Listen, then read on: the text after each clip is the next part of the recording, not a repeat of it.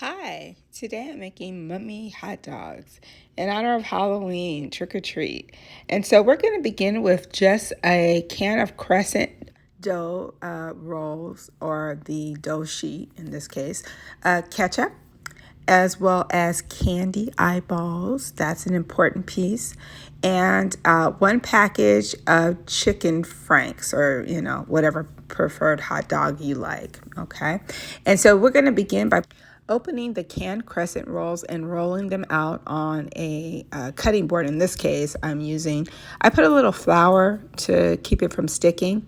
You'll take a knife and you're going to cut the dough into really small strips like you see here.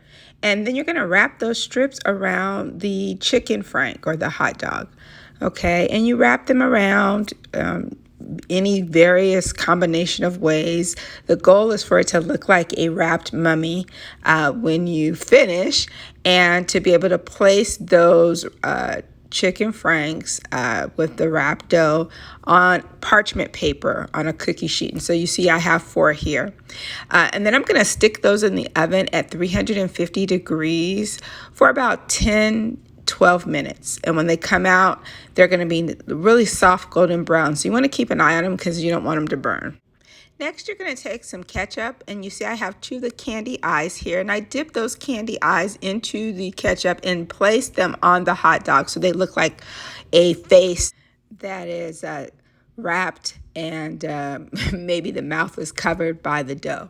And so I actually serve on the side a little dab of mustard and ketchup, and you can dip those hot dogs into that.